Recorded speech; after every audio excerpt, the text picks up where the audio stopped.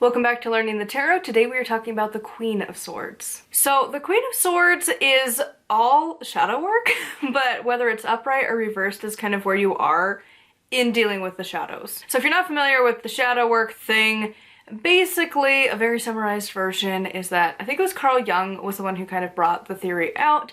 And the concept is basically you have parts of yourself or events or whatever that in some way you don't want to deal with. And so it kind of becomes a shadow and you don't look at it, you don't deal with it. And eventually, sometimes those shadows demand to be dealt with. And sometimes you kind of choose to bring those out. Think of like therapy where you start working through all of these random things that you kind of forgot about and you're like, oh yeah, that really did bother me at the time. And it actually still does. That would be a shadow. And you would work through it with like a therapist. A lot of witches will do that in ritual and actively choose to bring certain ones out and work on them. And then sometimes you can heal them, sometimes they're forever, but you just learn how to manage your shadows.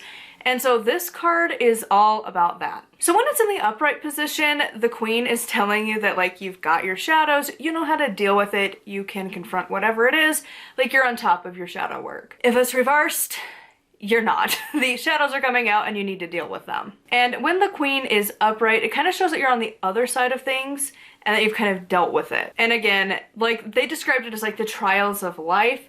I look at it as shadow work. Whatever you want to look at it, whatever your problem is, you're kind of on the other side of it now. And like you've grown, you've learned from it, you now have the wisdom of that experience, whatever it is, to now go forward. They also, like, I don't know what it is. Again, the court cards are kind of weird, but there were jobs associated with this that I was like, yes. So for the Queen, it's being a writer or a psychologist and also like a professor. It also is there to remind you that like, you know how to process these difficult emotions. And sometimes you can be that example for other people of dealing with your shadows, dealing with the inner workings of you and being able to come out on the other side of it. And you're like showing that example to other people just by like your existence kind of a thing. And it could also just be a reminder to yourself that like you've dealt with stuff before, you can do it again. So like maybe if you have other cards around that are like, hey, things gonna hit the fan, this is like the reminder that like you got this, you know what to do. Now when it's reversed, the shadows are coming out and like you're gonna have to deal with them. You're gonna have disappointments in your life and just things that just don't seem to be going in your favor. Like you might be really negative about things going on and you might just be like kind of feeling trapped or just overall like limited with your current situation, whatever it is. Basically, your shadow, you aren't able to move past it at this point and like it's just holding you back, like you need to deal with it. It can also represent loss and honestly, like if you're just going through like a hard time, sometimes that mask of like you've got this is really hard to maintain.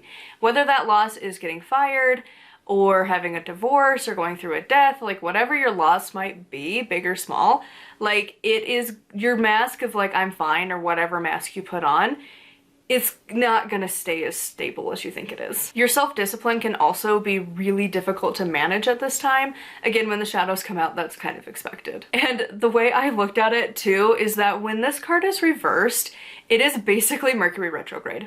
And I know I've had a few of those where that happens, where it's like, ah yes, Mercury retrograde, you're just showing up. But like truly, because like when this card is reversed, it's about like miscommunication, misunderstanding, judgment, being narrow-minded. So like a lot of these things that you find every retrograde for the Mercury, it's here in this card. And like all of the things that go along with that, if you're narrow-minded, like naturally you're gonna push people away, there's gonna be more fights, and then those fights can get even worse because nobody's communicating right, nobody's understanding right. Like it's just a ball of chaos that can just feed on itself. And that's what this card is like hopefully trying to warn you to not do. Like, I suppose it depends on like where it is in the reading, but yeah, that's what I got from this card. Basically, if it's upright, you've dealt with your shadows. If it's reversed, the shadows are here and it is a retrograde season on top of it. So anyways, those are my interpretations for this card. I would love to hear yours in the comments down below. Huge thank you to my patrons. I'll have their names here on the screen. If you'd like to support me and get access to exclusive content, it is patreon.com/nightmomocrafts. Make sure to like and subscribe. I post every single day, and until next time, thank you so much for watching, and bless be.